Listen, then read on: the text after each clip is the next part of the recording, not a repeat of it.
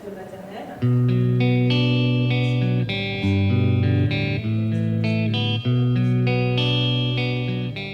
C'est d'interroger l'aménagement de la classe et de se dire, voilà, est-ce que ce sont nos pratiques pédagogiques qui induisent l'aménagement ou au contraire, est-ce que c'est l'aménagement de la classe qui induit les pratiques pédagogiques des enseignants?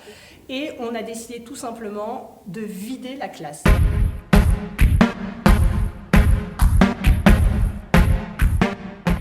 De construire une évolution de l'espace de la classe, créer des espaces jeux et de créer leur évolutivité tout au long de l'année, mais également tout au long du cycle. Une superbe rentrée, je dirais. Les enfants ont de suite investi les différents espaces, ou en tout cas le matériel qui était à leur disposition.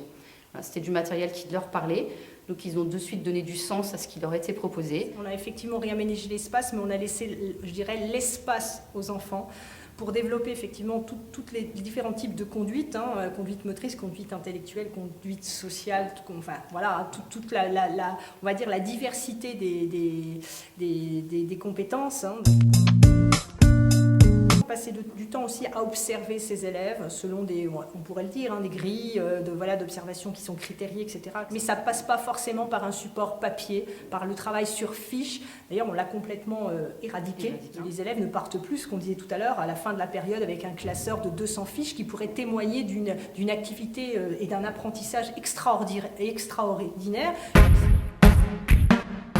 Nous, ils font plus qu'apprendre, ils construisent. Et en tout cas, on construit, nous, en amont, effectivement, leur projet d'apprentissage, mais eux construisent en même temps leur projet d'apprenant.